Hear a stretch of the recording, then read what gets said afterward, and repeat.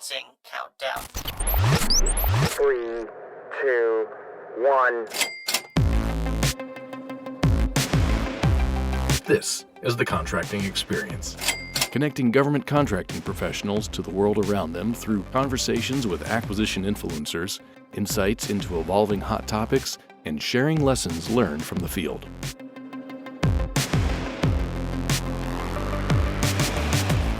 This next episode of the podcast is with Head of Air Force Contracting, Major General Cameron Holt. General Holt talks about the extraordinary response of Air Force contracting during the COVID-19 pandemic. He also addresses what work is being done on lines of effort within the Air Force contracting flight plan and how those efforts are setting up the contracting unit of the future. He also has some big ideas that, if implemented, would revolutionize the way the Air Force conducts business. I hope you enjoy. I want to welcome General Holt back to the podcast again. Thank you. Glad to be back. So, sir, a lot has changed in the world since you were last on the podcast in September 2019, namely the COVID-19 pandemic. What has Air Force contracting done to support the pandemic response? Yeah, to say that a little bit has changed since the pandemic started is the understatement of the year. But I'm really happy to talk about this. Last March, when this all began, Dr. Roper, even in a staff meeting, I didn't even talk to him ahead of the staff meeting, told everybody in the staff meeting that General Holt was going to stand up a task force, an acquisition task force, to respond to the pandemic and to lend our Air Force contractor or Air Force acquisition capacity and capabilities to the overall national response effort. And we got busy. And in literally 48 hours, it was a kind of funny story. That was the first day I was staying home from work from the pandemic. And I found out about that.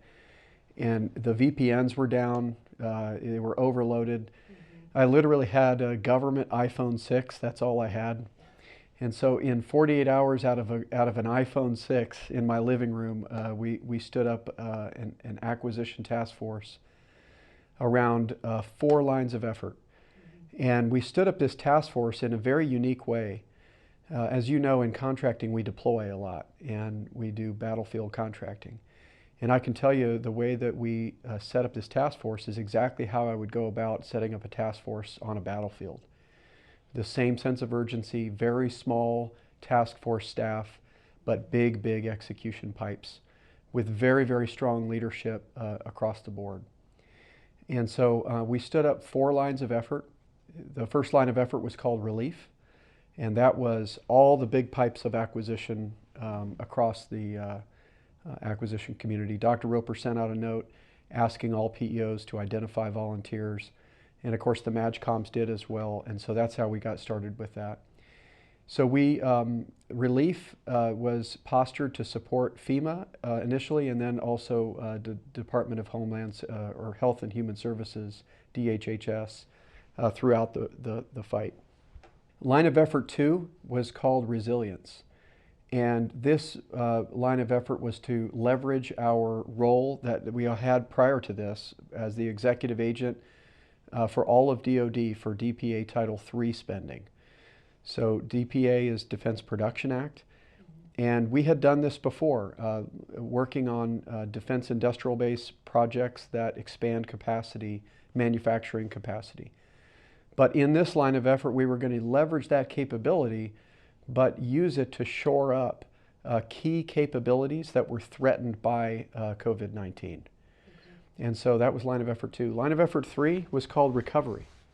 And recovery was really introspective, looking at all of our Air Force programs and what the likely impacts were going to be to those programs. And it also had an Air Force contracting policy team connected to them as well, because we had to get a lot of policy memos out in very rapid succession to support a whole different posture and all the contingency contracting authorities that we would have in a wartime environment. And then we stood up a data analytics cell to help out too, so that as we fired off contracting policy on how to award contracts and code them, we could then use the data analytics team to see ourselves as we went along. So that was a pretty critical effort. We were tied to all the PEOs and getting their assessments of what they saw as the impacts to their programs as well. And then line of effort 4 was called Rapid. And this is where the AFWorks team was attached to my task force. And we used a lot of their very innovative contracting methods and tools and portals. And we stood up a CSO, or Commercial Solutions opening, where we literally transferred all of what we had shaped in the startup industry, young startup industry in America for Fly, Fight, Win. And we used the exact same tool set, but now on the medical community. And really fascinating work, because before the pandemic began, we didn't have a very strong role in medical acquisition in the DoD. That was typically the Army, and DLA had the primary role for that. But while DLA was doing all the big commodity buys, we then ended up supporting DHHS by increasing the industrial base capacity for medical across the United States and reshoring a lot of personal protective equipment, ventilators, pharmaceuticals, testing and diagnostics, really across the board.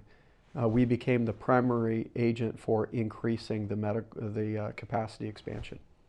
So we spent, we put about $1.2 billion in obligations and about $6 billion in overall contract value from March through the end of the fiscal year. And of course, a lot of that was started with undefinitized contract actions, but they were also definitized, all of them. And so Air Force contracting stood up big time. In fact, I asked my leadership to please let me put a senior contracting leader in charge of line of effort 1 for relief, where DHHS was really going to need somebody in charge of that really knew how to get things done and what all our new tools were about in mission-focused business leadership. And so initially Tom Robinson, LCMCPK, our only Tier 2 in contracting. Dr. Roper was fully on board. He led that. And then right after him, Tony Braswell stepped up as he replaced Tom Robinson in his peacetime role as well. So we've been on a wartime footing since then, and we have become indispensable to the entire federal government, not just to DoD in this response. And the numbers are absolutely staggering in what we've been able to reshore and expand on U.S. soil in response. And we're very proud of the fact that nobody has gone without a ventilator in the United States. Nobody has gone without the right nasal swabs. And the testing and capacity has expanded to such a rapid degree, and all the N95 mask expansion, all of that was due to the efforts of not just Air Force contracting, Air Force acquisition in general, but contracting played a big, big role in all of that. Well, I mean, I want to take a minute just to acknowledge that. I mean, it's an amazing feat that our teams executed and are still executing. And so with that, obviously it took a lot of time and effort and energy to focus on the COVID-19 task force by your staff and Air Force contracting more broadly. Has that impacted the rollout of initiatives within Air Force contracting flight plan, lines of effort, and tasks within those efforts? Yeah, absolutely. There's no way around that. In fact, the AQC staff, all of them are doing 2 jobs. In the core team on the task force, but also their regular AQC role. I myself am doing that. Many folks across Air Force contracting are doing that. We've got literally hundreds of people working on this task force. That said, Amber, I was really surprised to see how much progress we still did make in mission-focused business leadership in the calendar year 20 key results that we had set up. Because remember, we have a board of directors annually that sets up the next calendar year worth of key results. I would tell you that line of effort 1 in our flight plan still made a tremendous amount of progress in moving us forward in the knowledge, skills, and abilities, and really influencing the broader community for contracting training in the future. I don't know if you're watching, but DAU just rolled out some of the new contracting training and the certification process, and they and the other services and agencies actually based all of that on the 6 KSAs of a mission-focused business leader. All that work that we had done during calendar year 19, during calendar year 20, the LOE1 team was working with DAU and the rest of the services to set that up for the whole DoD way forward. And now even in the federal space, NCMA has now joined in that same vein and are starting to move out in industry training, all influenced by our LOE1 team during calendar year 20 while we're running the task force. Right. Really incredible stuff. Yeah. And tools, not rules. I'm proud to tell you, Con IT once upon a time, as you recall, looked like it would be an Iowa caucuses moment. And I was fearful that first end of fiscal year, that's where we were headed. Right. But even during the pandemic, the team that was bringing Con IT to life and resolving all the issues and gaining altitude more and more, they kept hard at work. Mm-hmm. And frankly, now Con IT certainly still has its issues. And the biggest issue being I can't get the Air Force to fully fund me. But we're ready to accelerate now. And I'm proud to tell you that because of their work, even during the pandemic, we have just had, just as a couple of weeks ago, our very first site that transitioned from ConRite to Con IT. The entire operational Air Force is already transitioned. So SPS is a thing of the past, thank God. Rest in peace. Yeah. So that's gone. Now we've started to replace ConRite.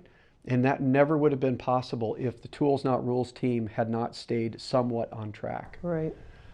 LOE4 and our role in the joint operations space, it did not stop at all, from what I can tell, at both layers, both at AFICC and at my staff's level. And in fact, how operational contract support is led out of the Pentagon was also influenced by our LOE4 team. Mm-hmm.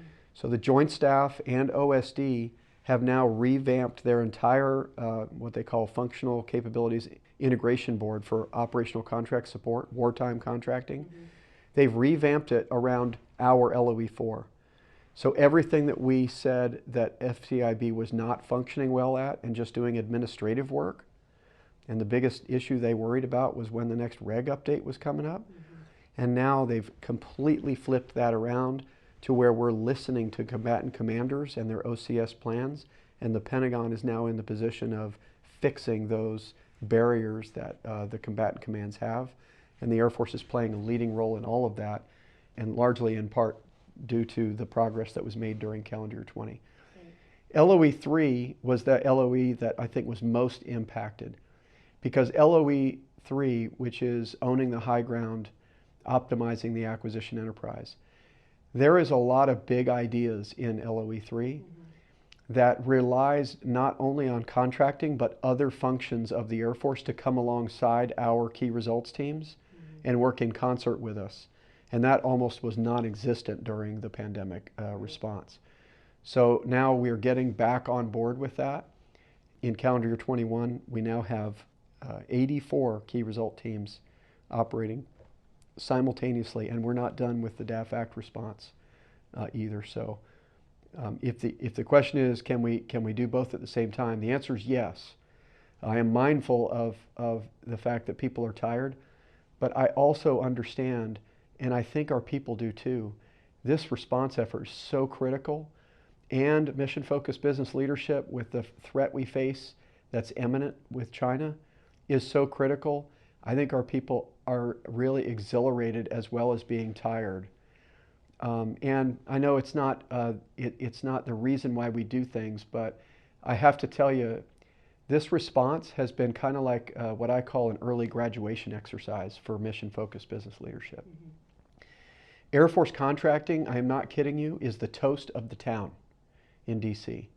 DHHS on a call just last week said in front of the entire interagency, Air Force contracting is trying to train us on how to use their innovation and their tools and their speed. And they said, I'm not even sure that we can replicate it. And they were worried that they can't even replicate it, even with being trained, because it's a cultural issue. We see problems and barriers and we find solutions to them, and we just keep moving. And where there's not a solution, we invent one. Mm-hmm. And that's not easily reproduced.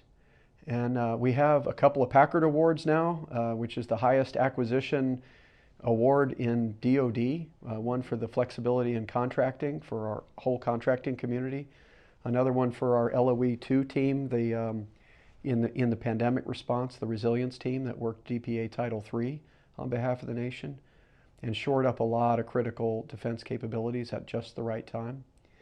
And then we've got a federal award on data disruption and our ability to work policy on one end and then on the other end be able to see ourselves in the data and come up with all new virtual tools to be able to support the team. And we even stood up an ability to vet vendors real time. So even while we were doing that kind of speed, we were identifying fraudulent contractors that popped up, and we avoid doing business with them to begin with. We had the Air Force Audit Agency right there on our task force working with us the whole time as well. So it's been just an incredible journey, but Air Force contracting has really come out as one of the heroes in this story, federal government-wide, and that is being widely recognized across the federal government.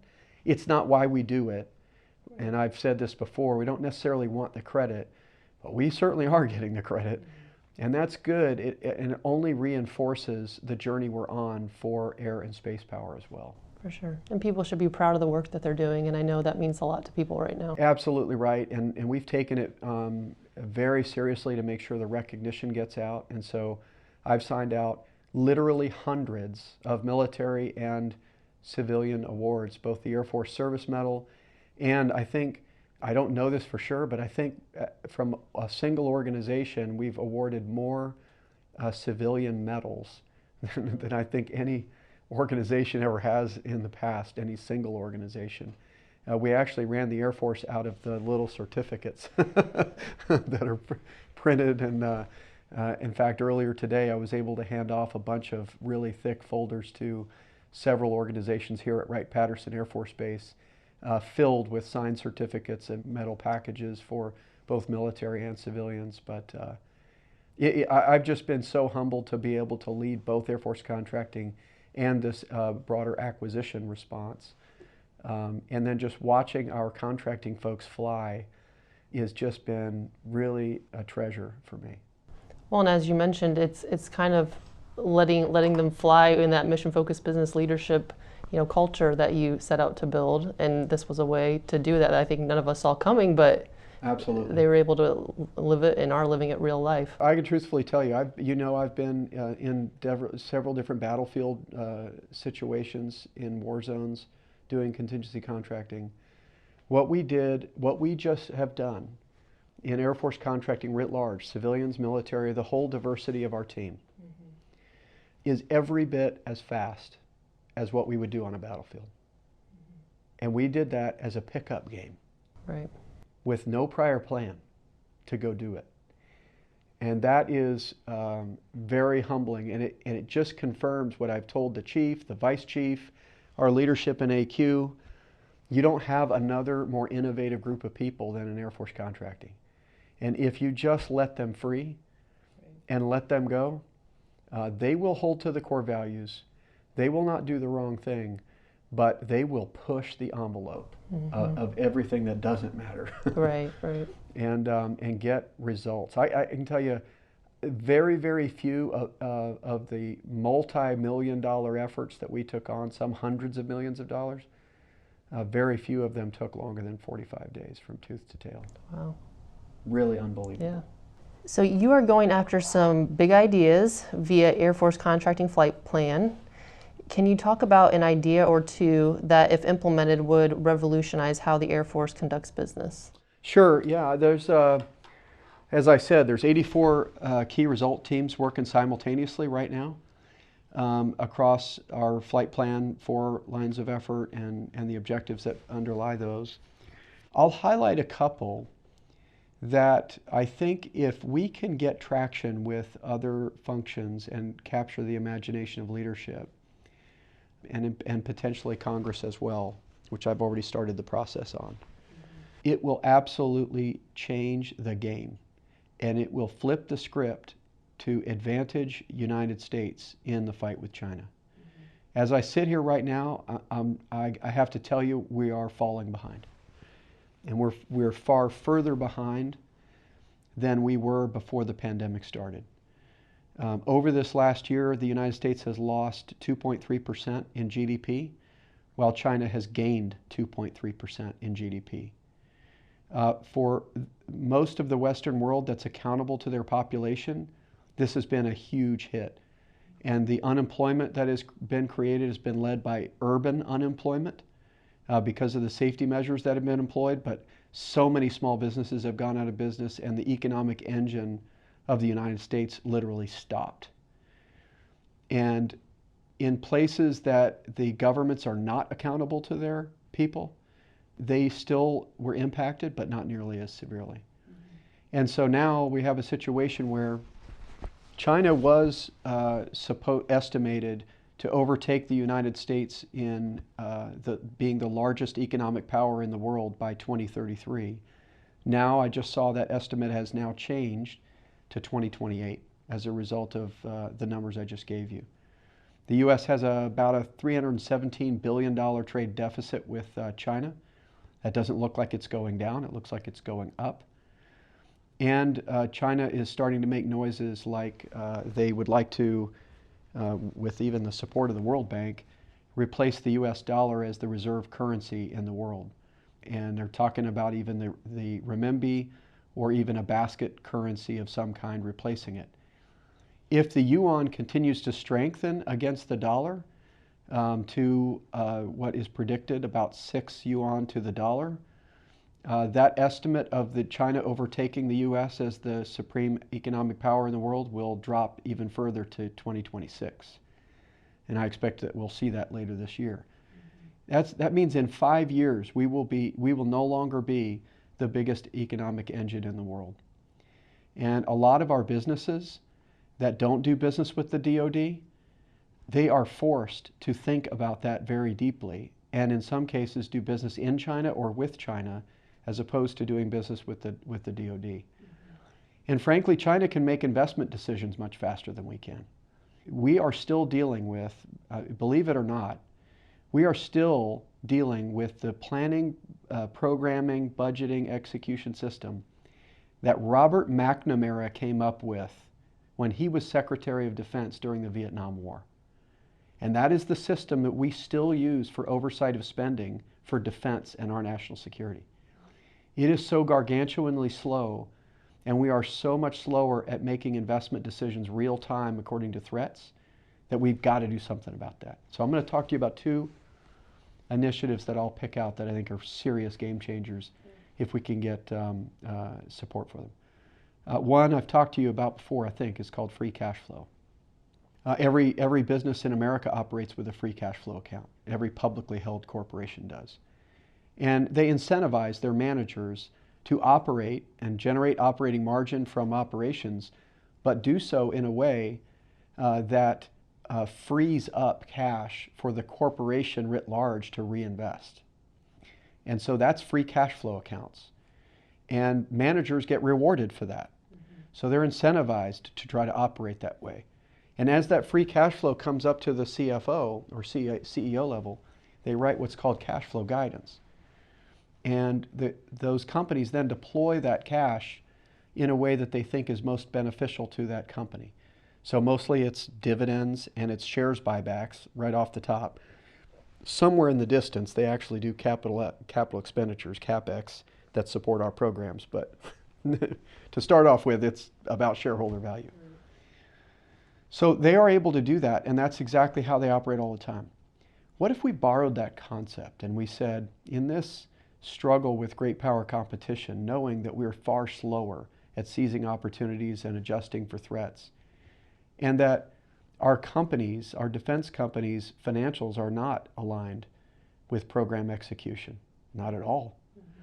If we've thought differently about that and we said, hey, instead of the future years defense plan of 6 years of our budget, instead of us accepting that after 6 years we're going to be worse off against China than we are today, even with that known defense budget, and being so predictable in what we can buy in that 6 years, how many B-21s, how many F-35s, what if we were freed up with a free cash flow account to rapidly reinvest anything we could save and we incentivize our folks to save money even as we buy 100% of the mission. Our folks are already doing that. You know this. In category management, in AFICC, throughout the operational and enterprise contracting world, we've saved well over $2 billion since 2015.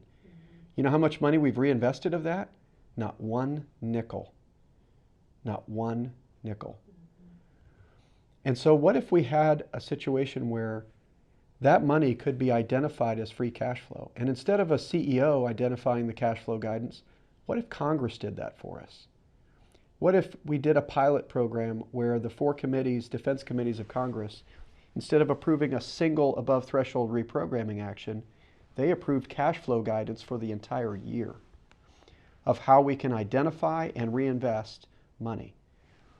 And as a PEO saves money, instead of having to just reinvest it in the same weapon system that it was appropriated in, which may be suboptimal, what if they identified it as free cash flow and immediately 50% of that money is returned to them in any color of money they needed in? Civ pay, range instrumentation, modernization money, any color of money you needed in. And that's their incentive. And then 50% of that money goes back to A8 and FM for them to reinvest in lethality and readiness of our force. Maybe buy more B-21s, maybe buy more F-35s, maybe accelerate ABMS, maybe fix a lot of holes in a lot of programs that are slowing us down. And then the same thing with wing commanders. What if wing commanders were incentivized similarly, and at the end of fiscal year, instead of just buying a bunch of stuff at the end of fiscal year to execute all the money, what if they identified it as free cash flow? And what if Congress gave us the ability to put it on something like a MORD so that we could reinvest it over the next 6 months and it doesn't turn into a pumpkin on September 30th, and invest it wisely? And 50% of that money goes right back to that wing commander to spend on anything they want, legally. So think about the dramatic change that we would get if we were able to do that, right? The big thing we got to make sure of is that Congress doesn't lose its oversight role, because that's part of the Constitution. So I would never say that we wouldn't be subject to oversight, but what I would tell Congress is you have to modernize the way that you do oversight. And we can't just do big omnibus reprogramming actions or sit on an above threshold reprogramming action for 90 days as some sort of political maneuvering when it comes to national defense and our ability to make decisions faster than China. That is one of the single biggest things that I think would be a game changer. And I would be willing for the Air Force to take that on as a pilot to see how that goes, say for one fight up, and then measure how much more were we able to buy doing things that way than what we thought we could buy in that one fight up. How did we change that equation with China so that they can no longer plan on how many B-21s we'd have, because frankly, we don't know ourselves. Right. So that's one. The other one I would tell you is flipping the business model. The business model today misaligns incentives of industry with actually against the National Defense Strategy. I know that's a bold statement to make, so I'll explain what I mean. So the way it goes now, if we're once in a generation, every 30 years, 50 years, we're going to do a new source selection for a new capability, a new bomber, a new fighter or something. And in that source selection, our defense industry has learned how to do this. And they'll go to their board of directors, they'll go to their shareholders, and they'll say, when we propose, we're going to lose money intentionally. And we'll put up 300 million or 400 million or whatever it is that they put up.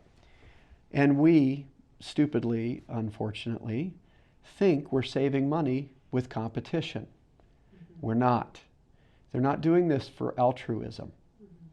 And what they have to be able to successfully sell to their shareholders is the idea that if I invest that $300 million loss today and win the development and production contracts, I will hold on to the IP. Even if they think that they're buying intellectual property, I'll hold on to it.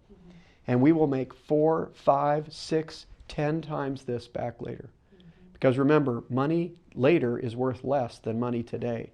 So they have to sell such a high multiple to their shareholders. And quite frankly, if you've looked at the financials of our big defense firms, they're making that work, and they are doing very, very well. In America, when you do risk-adjusted return, defense firms are some of the most profitable firms out there, bar none. Now, I'm not opposed to that. I want a strong U.S. defense industry. I want to attract more players into it.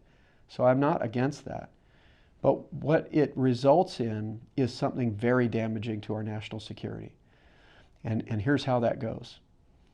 If you're the Air Force and you decide, if I want to accelerate the pace of change and technological advancement in military weaponry vis-a-vis China, and maybe start to develop the new fighter before the current one's fielded, or the new bomber before the current one is in development is even fielded, and start to do multiple programs right behind each other with overlapping capability, that would be an expensive venture. Where would that money come from? We would have to go to the Hill and ask them, please, let us divest all of these things we no longer need, particularly those things that are not useful to us in a fight with China or Russia that we see as the pacing threat. Right now, a company who in many cases contribute to campaigns, and that's part of our system, so I'm not opposed to that either. But when they go to Congress to lobby, their message is, don't you dare let the Air Force divest the B-52. Don't you dare let them get rid of the B-1 or the J-Stars or any number of old weapon systems. Make them re-wing the A-10, even though in a fight with China, the A-10 is not incredibly useful. And how much money have we spent to do service life extension programs and to re-engine and to update avionics and on and on and on. That money needs to be reinvested in accelerating the pace of change and becoming a much stronger deterrent in space and in air with China. But our company's interest is to go make back that 5 to 10 times what they lost in development and production. So we have a key results team that are actually looking at that really hard on.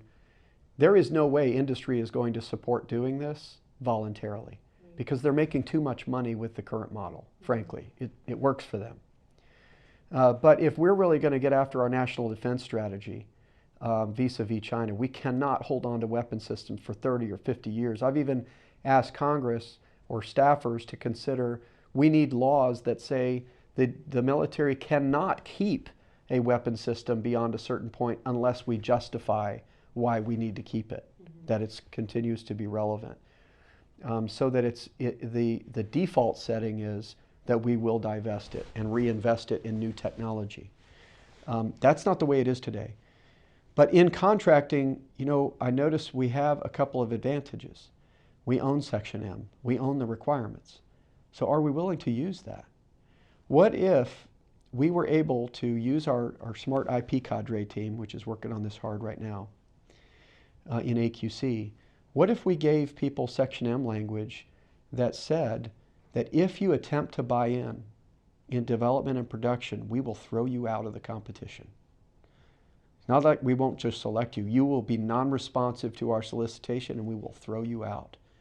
And not only that, but with the incentives that we've rolled out in that development and production program, if you can't prove to us successfully in your proposal how you can make a minimum profit in development and production, not a maximum, a minimum profit, given that incentive structure, you won't win, you won't be competitive.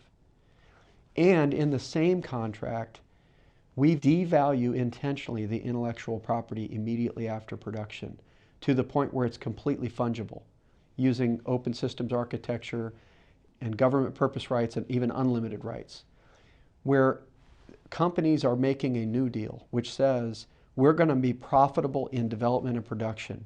Remember I said money now is worth more than money later. So if they went to the CFO and to the board and they said, the Air Force is really mean. They don't want us to make money 10 years from now. They want us to make money now.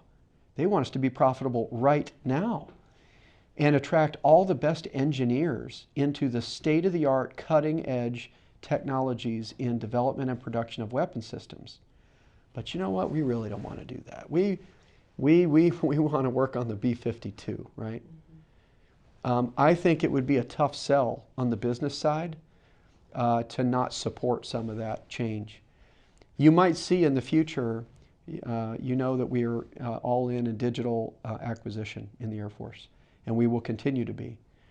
In our key results teams, we have our folks thinking through that, flipping the business model so that we have digital contracting that underlies and powers that digital acquisition.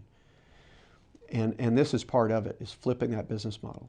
There are implications for more robustly funding development and production in the budget. If we can do that, I think we can flip the business model even coercively if we need to. Sir, based on recent history on 10-year past AQCs, we may not have you as head of Air Force contracting much longer. How will mission-focused business leadership continue beyond your tenure? Well, I hope you don't know something I don't. I'm happy to be in this job. I have no interest in doing anything at higher levels.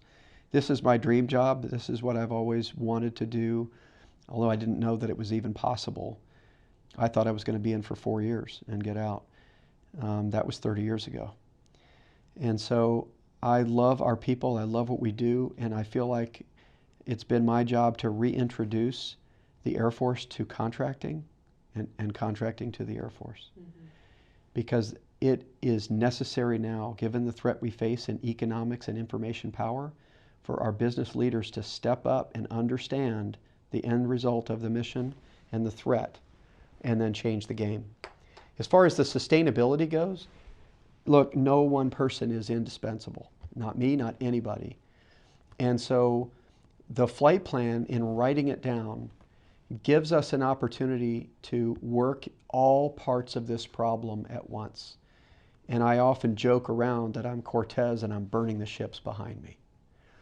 And in reality I am, because we are changing everything.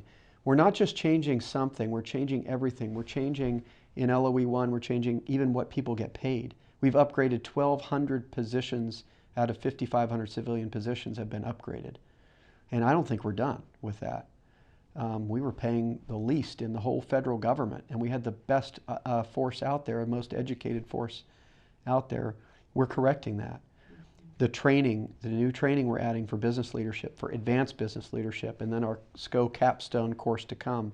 This year, initial skills training is being changed. MERCO and Jumpstart are merging. And we'll be training this all the way up. In line of effort 2, we've taken away all the mandatory procedures and all the bureaucracy and all the barriers. And we're replacing it with tactics and techniques and procedures and becoming a learning organization and operating in horizontal teams with unity of effort. Look what we've been able to accomplish just in the DAF Act and the Air Force alone, satisfying both of those with an undermanned contracting force. Amazing innovations going on. New tools being pushed. AFMC just adopted ConIT as part of the digital acquisition Air Force. And so it becomes a much higher priority for funding, which is very welcome. So we need to accelerate the pace of change on that. Line of effort 3 is going to change how we even measure ourselves and how we even see progress against the missions of the Air Force in ways that if we ever looked at going back, people would be wondering, why in the world would you ever want to do that? And of course, line of effort 4, we are the leaders now in contingency contracting. We will be in the future. When you do this much change, the biggest deal is culture. But ironically, that's been the easiest to change amongst our people. All we really had to do was explain to them why it's so important for them to use their knowledge in this way, not for compliance as its own objective, but for the mission, and to change the game with China. And the response has been outstanding. I can't imagine in the future if somebody came up on Voice and said, you know, I've got an idea. Let's pay people less. Or let's go write a bunch of regulations that make it really hard for folks to do their job. I can't imagine that being too easy to do, even if somebody had the will to do it. And I don't think it's the right direction for us anyway. Is everything bulletproof? No, not at all. If the administration or the next Secretary of the Air Force decides, nope, I want contracting to be a purely compliance focus, you know, we know how this works. We support the Constitution. civilian control of the military, we'll salute smartly and do it. So it's not bulletproof, but I do think it has captured the imagination of a lot of folks in Air Force contracting and in operations in the Air Force. And I think the results are really speaking for themselves. So I hope it will be even better when I leave and faster when I leave, not the other way around. So, sir, you're definitely a leader with a vision. What does the Air Force Contracting Unit and Mission-Focused Business Leader of 2030 look like? Yeah, so I mean, we've talked about it really the whole time, but if you can imagine being a part of an elite business force that is valued by all, by the mission, and seen as such experts that if you have a problem, you go to them first to find a way around that problem. And that's what we're building. We're building a group of decision makers with tools, with authority, with data at the lowest levels, and we've set them free. I can give authority faster to one of our business folks, one of our contracting folks, than any corporation in America. If the best business folks come to the Air Force and can hack it and stay with us, imagine what an elite business force we will be. Looking at how we measure ourselves in the future, where the transaction itself of contracting, although we understand it inside and out as contracting ninjas, it becomes so quick and low cost for us to do. And the real heavy lifting that we spend our time on, that we don't automate, is really thinking through the data and collaborating with each other on what the right moves are in business. So if you imagine that kind of a world, it is within our grasp. And I really want a situation where the folks that replace me 10 years from now are so much more capable than I am. And I really kind of look at us on a course towards developing such an elite business force that people want to be a part of it and want to stay in it once they're there. And they're getting a lot of the swagger, so to speak, from being able to hang with that kind of a team. Well, sir, I just want to thank you for being on the podcast today. Thank you, Amber. It's been a pleasure. Yeah, I know everybody's looking forward to hearing from you some more. They've seen your fireside chats, so hearing it from your mouth, I think they'll definitely appreciate it. And people can't see it, but you've given me some little toy contracting ninjas here, and yeah, talk about permeating, awesome. The culture is permeating through. So my supervisor, actually, Addie Reeder, she told me to give those to you. She's given them out to all her employees, and she gave them to us, and so. Yeah, I've seen it start to show up on patches and all kinds of places, so it's really great to be a part of. If you have suggestions for topics or people to interview or feedback on the podcast, you can submit those at thecontractingexperience@gmail.com. I want to thank you all for listening to the Contracting Experience podcast. Until next time, keep connecting to the world around you.